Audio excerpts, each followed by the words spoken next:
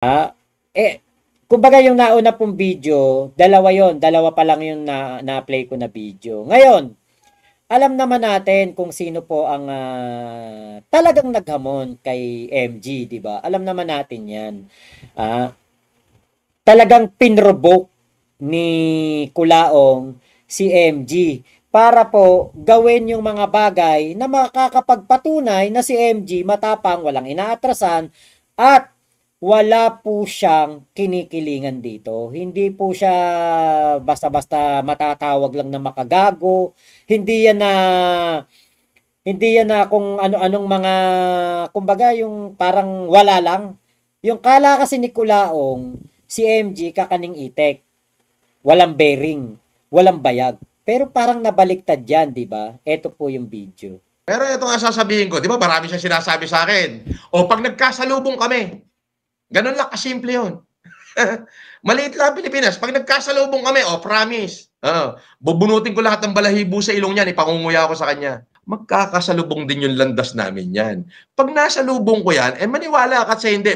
Ila-live ko, bubunutin ko lahat ng buhok sa ilong niyan, ipangunguya ko sa kanya. Ulitin ko, aaraw-arawin kita hanggang sa mapanood ng anak mo, ng kaibigan mo, para hindi ka ba nahihiya mapapanood ng anak mo to? Mapapanood ng pamilya mo to? Na, puta, wala ka palang bayag, duwag ka. Oh, yung anak ni Makagago, panoorin mo to. Oh, yung tatay mo, walang bayag, gagabalat. Oh, yung asawa ni Makagago, oy, kung sino ka man. Oh, panoorin mo to. Oh, yung asawa mo, walang bayag, gagabalat, puro bunganga. 'Di ba? Hinamon niya si MG, 'di ba? At hindi pa natin diyan na isama yung mga iba pang mga paghahamon ni Kulaong. Hinamon niya eh. Oh, pero nakita natin noong etong si MG ay pumunta na doon sa address ni Kulaong. Actually, hindi siya nakapasok sa loob ng subdivision, doon lang sa labas. 'Di ba? Ang gusto ni MG palabasin si Kulaong pero hindi po lumabas si Kulaong. So alam natin kung sino talaga may bearing dito. Kung sino ang malaki ang kalembang. Alam natin dito kung sino ang may bayag. Ha? From San Pablo, Laguna, bumiyahe pa si MG papunta diyan sa BF Homes.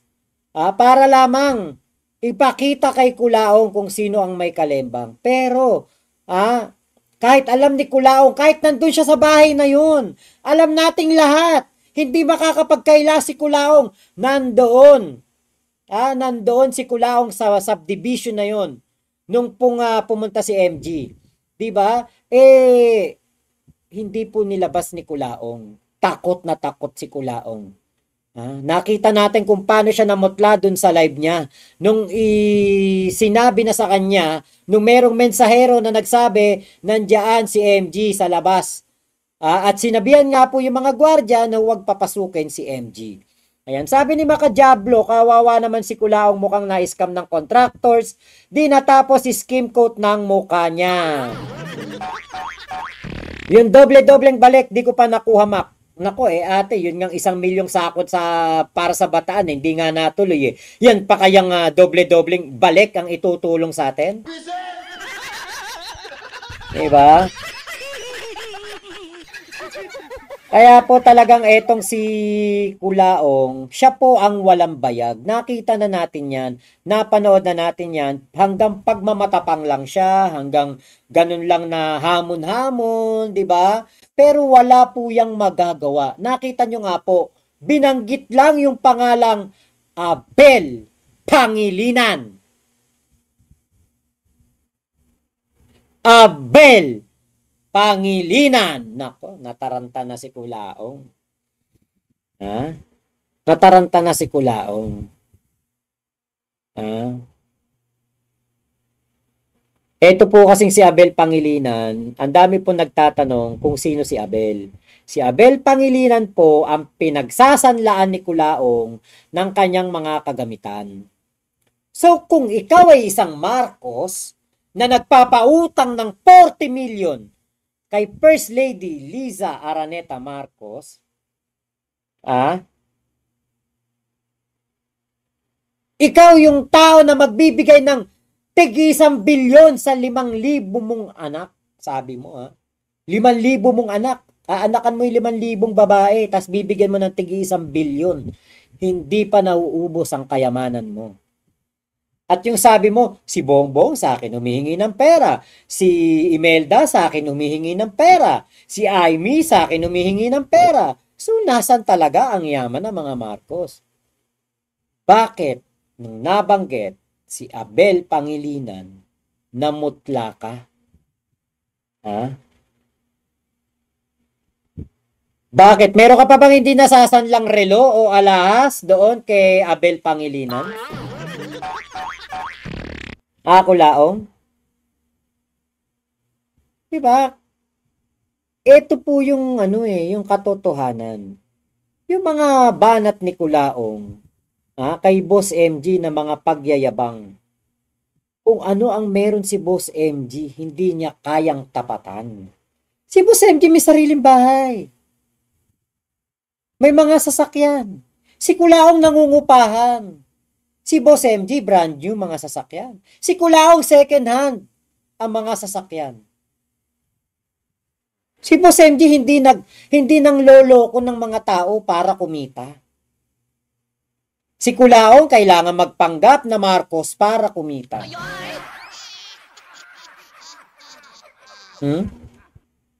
At ito pa po ang isang pinaka kaiinggitan ni Kulaong kung ano ang meron si Makagago. Alam niyo po kung ano? Pamilya. Si Kulaong walang pamilya. Walang nagpo-post na asawa na pinapakita ang birthday celebration na engrande ng kanilang anak. Walang mga nag-update sa mga kahombre na kung saan sila nagdi-dinner. Yung mga masasarap na pagkain. Walang nagpo-post na mga everyday life, mga everyday update patungkol sa buhay ni Boss MG. Ay patungkol pala sa buhay ni Kulaong. Kay Boss MG meron. Asawa niya nandiyan, nakikita natin. Nagpo-post ng mga video, nagpo-post ng kanilang mga dinner date, nagpo-post ng mga celebration of life. Si Kulaong walang ganyan. Si Kulaong walang pamilya. Miserable ang buhay. Sino kasama niya? Yung kanyang boy toy? Si Casper? Yan ba nagpapasaya kay Kulaong? Si boy toy Casper?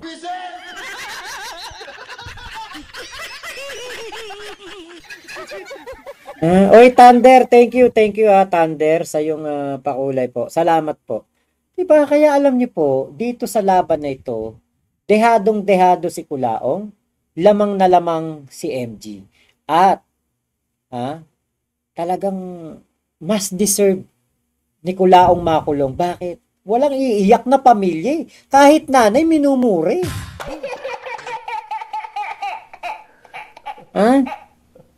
Walang iiyak na asawa dyan. Walang iiyak na mga anak. Diba? Kaya kung meron man po ditong dapat makulong, si Kulaong lang yun. Buti na lang, tanga talaga si Kulaong. Bakit? Na-trigger doon sa mga real talk na ginawa ni Boss MG. Actually nga, 'di ba? Ang dapat nga na makulong talaga dito yung matindi ang mga ginagawang pananakot at pagmumura kay MG. Ito 'yun. Araw ako magla-live. Araw-araw, 2 beses. Isa sa hapon, isa sa madaling araw. Ipapahiya ko 'yan. Isa pa. Pagbati sa'yo, Makagago, magandang hapon, pukin ng ina mo. Muna kailangan ng waiver. Pag nasilip kita sa labas ng gate ko, paano ba, barilin kita sa ulo. Pag nakita kitang lumusob dito sa bahay ko, dyan, dumikit ka lang sa gate ko, dumikit ka lang. Babarilin na kita sa ulo. Pasalamat ang pamilya mo. Wala kang inabutan kahit isang tao ko na naiwan dun nung panahon na pumunta ka. Alam natin kasinungalingan yun. Nandun siya nakalive. Kung meron, hindi ka uuwing walang putok sa ulo. Pero buti na lang wala ako doon. Kasi kung nagkataong nandoon pa ako, hindi ka uuwi ng San Pablo nang wala kang putok sa ulo, tarantado. So yun, katulad ng pinangako ko, itong si Ogag na to, ididiretso ko to sa kahon. Diretso na to sa kahon. O, basta ito, promise ko sa inyo. Within 5 days, gugunawin ko si Makagago. Lunes, Martes, Merkules, Huwebes, Biyernes. Tutunawin ko siya. Doon mismo sa San Pablo. At yan po, lahat po ng yan ay pagbabanta sa buhay ni MG. Hindi may tatanggi. Ha? Yan po ay talagang pagbabanta po talaga. Sus Mariosep. Diba? Misteryosa. Lahat ng shoutout sa kanya, binabasa niya. Di niya alam, pinaglalaruan na lang siya. Diba? Grabe kayo kay Kulaong. Please po, wag kayo titigil. Makajablo. Chim-chim, Boss Mac, ibalik na yan sa oblo. Sana nga. Diba? Ito ang maliwanag na pagbabanta sa buhay. Maliwanag na meron talagang paglabag sa batas. Ito yun. Yung mga sinabi na yan ni Kulaong kay MG. Biruin mo, babarilin mo sa ulo. Sinabi mo yan. Ha? Ikakahon mo. Ha? Diba? Pero alam nating lahat, mga kahombre dito, mga talagang nakatutok dito sa issue ni MG at ni Kulaong. Alam natin kung sino ang may bearing. Alam natin kung sino ang may bayag. At nagpupunta sa bahay, nagpupunta sa subdivision para ipakita lamang na hindi siya duwag. Si MG yun. Pero si Kulaong, ang matapang lang, bunganga, puro pagbabanta. Actually, noon pa yan. Kahit po kami, sinabihan kaming 14 vloggers niyan, nadudukutin daw po niya kami. Kaya dito po, sa kasuhan na ito, walang iba na dapat po na makulong kung hindi po si Kulaong. Ngayon, heto pa po yung isang video. Ina mo, pukin ng nanay mo, kaputa-putahan ng ina mo, putang ina mo, puta asawa mo, putang ina mo, makabaho, puta nanay mo, kaputa-putahan ng ina mo, puta asawa mo, putang ina mo. Narinig niyo po ba yun? Kung gaano katindi yung salita na yun? Hindi ka ba magkakaso kay abnormal? Wala po akong pangkaso eh. Mahirap lang po akong vlogger. Kaya po ako, pag ako nakasuhan ni Kulaong, magpakulay po kayo na magpakulay, saka magpalipad po kayo na magpalipad, tapos magpa-member po kayo sa akin. Kasi wala po akong pambayad sa abogado. Baka sa pau lang po ako pumunta. Mahirap lang po akong vlogger eh. Kaya pag ako po kinasuhan ni Kulaong, baka magpakulong na lang ako kasi wala naman akong sa kanya eh. Wala naman ako ibabayad sa kanya. Wala rin naman siya mahihita sa akin. Kapag po nagkatotoo yan, pinasabpi na ako at dumating po isang pina dito sa akin, araw-araw ko na siya ibablog. Gagatasan natin siya ng gagatasan kasi wala akong pambayad sa abogado. Ganun na lang po gagawin ko. Sakit sa tenga, di ba? Grabe po yung pagsasalita na yan ni Kulaong sa nanay at sa asawa ni Boss MG. So, eto po ay maliwanag na eto ay labag talaga sa batas. Yan po yung pupunta po ako.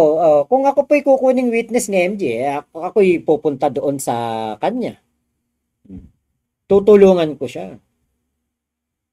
Kaya po ito, katulad po niyan, pinagmumura ni Kulaong ang nanay at asawa ni Boss MG. Yan po yung maliwanag na labag sa batas. Maliwanag na labag sa karapatan ng mga kababaihan. Bawsi na kagad yan. Libelous. Bakit? Tinawag na puta ang nanay at ang asawa ni Boss MG. Kulaong. Meron ka bang katibayan? Na nagpokpok ang nanay at ang asawa ni Boss MG. Ako alam ko. Ito ako, correct me if I'm wrong. Ang alam ko, ang asawa ni Boss MG ay bilong sa mga mayayamang pamilya.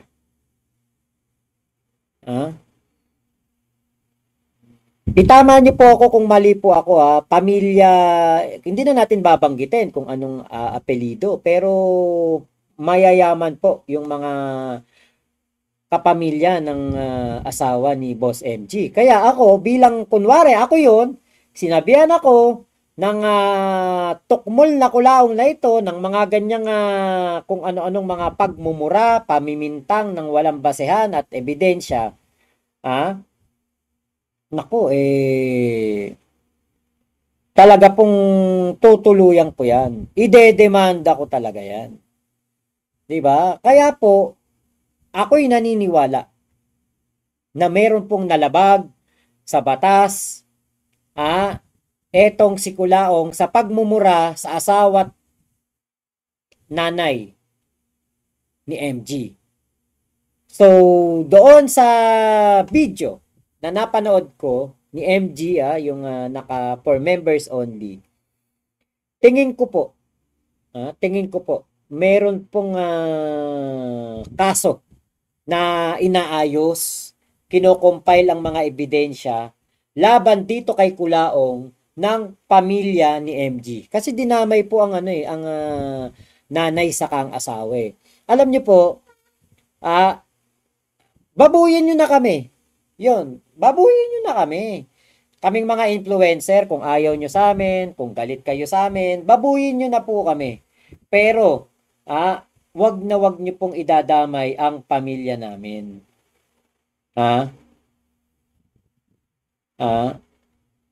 Wag nyo pong idadamay. Kasi po, kapag po idinamay nyo ang pamilya namin, katulad niyan, yung nangyari kay Boss MG, di ba? Sa halip na siya lang ang magdedemanda, pati po ang pamilya ni Boss MG magdedemanda, pati yung pamilya ng kanyang asawa magdedemanda. Dahil nga po sa katarantaduhan na ginagawa nitong si Kulaong. Doon po sa mga nagsasabi naka-live si Kulaong, wag niyo na po sabihin dito kung gusto niyo siyang panoorin niyo siya. Pero wag niyo na pong ayain yung mga tao na manood sa kanya. Kasi nga po, binibigyan nyo lang naman siya ng kita. Binibigyan nyo siya ng, ng suporta. Kaya po kapag kayo nanood doon, kasama po kayo sa mga nauuto. Kahit na sabihin yung kayo'y nanonood doon para pagtawanan si Kulaong, o kayo'y nanonood doon para tignan kung ano yung kanyang mga sinasabi o sasabihin, parang nyo na rin pong sinabi na, Kulaong, eto pera. O Kulaong, eto kita. Parang ganun po ang ginawa nyo kasi pinanood nyo yung live niya. Magko-comment pa kayo, i-hate nyo siya. Magko-comment kayo ng mga masasama laban sa kanya. Diba? So, kung ganun po yung gagawin nyo, parang binibigyan nyo lang po siya ng kita. Kaya, kung ako sa inyo, wag nyo nang ipagkalat na naka-live siya. Wag nyo nang i-comment dito na naka-live siya. Sa susunod na may mag-comment po dito na naka-live si Kulaong, kuwari may mag-comment, Mac, naka-live si FLM, i-block ko po kagad. Ibablock ko po kagad yan. Pabor kay Kulaong na binabash siya sa live niya. Umaangat lalo sa list yung live niya, mas marami pa makakapanood. Yun nga po Diba? Yun po yung RRJ, yan ang talagang katotohanan. Kaya nga po, diba, pinakamainam, huwag nyo pong panoorin. Yung naghahamon dyan, yung FLM comeback, naghahamon, suntukan daw. Kita nyo. Ugaling bata.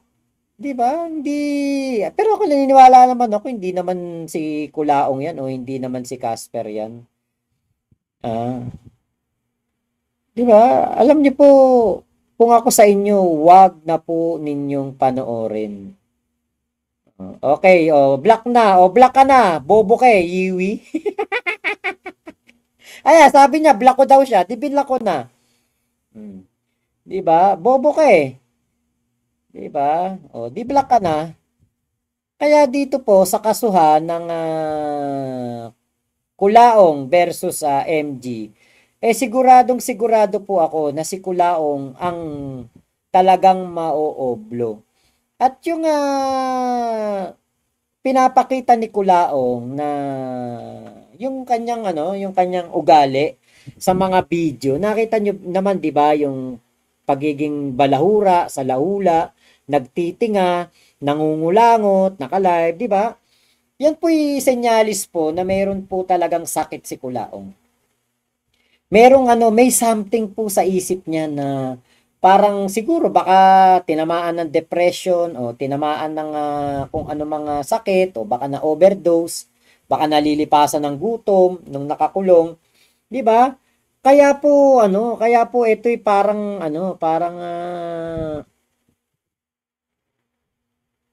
iba na po ang kanya mga pinaggagawa. Ito, ipe-play ko tong video na ito. Isa po ito sa mga nakapagpasama kay Kulaong sa pagkakaso niya kay MG. Di ka daw naka-score kay Mayo, mabaho daw bunganga mo. Tarantado, kumakain ng burat yun, si Mayo. Bobo mo. Pwede ba di maka-score? Siyempre pakakainin ko ng titi yun. Ano ka ba? Si Mayo di naka-score, mabaho daw bunganga ko. Tarantado, kumakain ng burat yun. Bobo. Kahit parating mo kay Mayo, kumakain ng titi yun. Siyempre, pinakain ko ng titi yun. Ano ka ba? Hindi siya pwede magmayabang sa akin. Silang pamilya niya, lahi niya, bakit hinampas ko ng titi sa mukha yun? Kung may boyfriend siya ngayon, paki-lips to lips na lang yung edits ko. Ganun lang kasimple yun. Ano ka ba? Baka bata ni Mayo nag-comment, no? Kung ikaw yung bata ni Mayo, kung shota mo si Mayo, true. Eto totoo. Yung misis mo ngayon, yung shota mo, pinakakain ko ng titi yan. I-lips to lips mo yung edits ko, bobo. Diba? Imagine niyo po yung ganyang katarantaduhan, yung ganyang mga pananalita. Hindi po normal 'yan. Alam niyo, itong si Kulaong, meron po tong iniindang sakit. Hindi niya lang alam. Kasi hindi po makakapagsalita ng ganyan doon sa babaeng sinasabi niyang asawa. Tapos ganyan ka magsalita, ganyan ka magkukuda, 'di ba? Hindi po, alam na natin na ito'y labag sa karapatan ng mga kababaihan yung kanyang mga pinagsasasabi.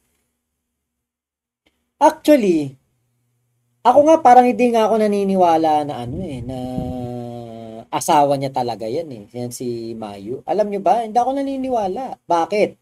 Kasi ayon po sa aking very reliable source, ang kasalan nila ni Mayu ay for the movie only. Yung pagsasama nila sa pamamasyal sa Tokyo, Disneyland, pagpunta sa pagsakay doon sa ano tawag doon? Basta yung namasyal sila. Yan po ay for the movie only. Lahat ng kanilang pagsasama for the movie only. Gumaganap lang diyan si Mayu. Kasi yun nga yung kwento. Kaya hindi ako naniniwala na sila po ay talagang naging mag-asawa. 'Di ba? Kung totoo man, baka totoo din na na-inlove sa kanya si Mayu eventually at 'di ba? 'Yon cable car, tama green concept. Baka nagkaroon ng kumbaga parang nahulog na 'yung loob sa kanya kasi nga ang portray nga ni Kulaong napakayaman at Marcos na Marcos. 'Di ba? Kaya po, kung yan man po ay may katotohanan, nasa kanila na lang ni Mayu yan. Pero ang atin dito, sinisira ni Kulaong lalo ang kanyang sarili dahil nga po sa kanyang mga binibitiwang salita. Yan ang totoo niyan.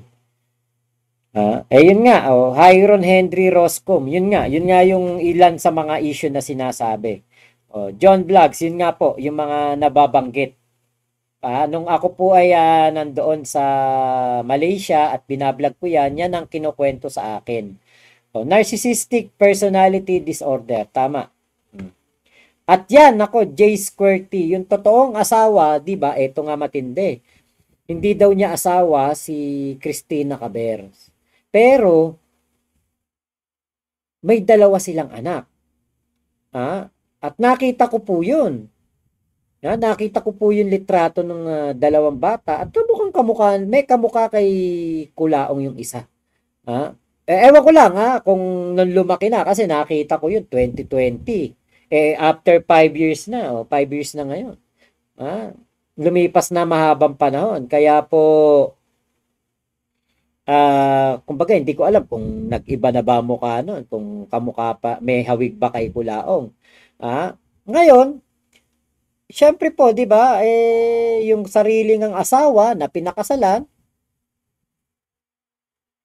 tinatarantado, pinagsasalitaan ng kung ano-ano, kumbaga, eto'y ina ng kanyang mga anak pero pinagmamalupitan niya, 'di ba? So, etong si Kulaong talaga ang meron pong ano rito, problema. Meron po talaga siyang pwedeng kaharapin po na mga asunto na tingin ko talaga ay hindi po malulusutan ni Kulaong o mahirap talagang lusutan. Mahihirapang lusutan dahil nga po sa napakatindi na mga pananalita ni Kulaong. Ang talim pa naman ng dila, 'di ba? Alam niyo po, mas matalim pa ang dila kaysa sa kutsilyo. Ang dila po ang pinakamatalim at kayang-kaya po talaga nitong sumira ng tao, kayang-kayang sumira ng pagkatao. 'Di ba? Kaya ewan natin ba't ganito si Kulaong. Siguro baka kasama na rin niya na siya po ay ang dami niyang frustrations Yung pagpapanggap niyang Marcos, nahuli siya. Yung kanyang pagiging ano tawag dito? Yung gusto niyang maging senador, frustrated siya. 'Di ba? Kaya po siguro ganyan ang kanyang mga napagsasabi at talagang siya po ay dumaraan sa isang problema sa pag-iisip o di natin sure kung ano. Kasi kailangan yan, bago mo makita yung sakit, di ba, magpatingin muna sa psychiatrist. Pag naman yan, pag yan po ay sinabihan mo, pinayuhan mo na magpatingin sa psychiatrist, di naman po yan makikinig Kasi nga narcissistic. Ang akala niya, lahat ng sinasabi niya tama, lahat ng sinasabi niya yun dapat na masusunod, lahat ng kanyang lahat ng tao nasa paligid niya, tauhan niya, lahat ng makita niyang pag-aari, kunwari katulad nun, pumarada siya sa isang building, i-video niya, kanya na yun. Yan po ang mga nakapagpasama kay Kulaong sa kanyang pagkakaso kay MG. Kaya nga po, sabi ko, nagkamali ng kinalaban si Kulaong at mababasura lang din ang mga kaso kasi nga po, etong kaso ni Kulaong kay MG ay punong-puno po ng butas, punong-puno po ng mga walang kwentang ebidensya.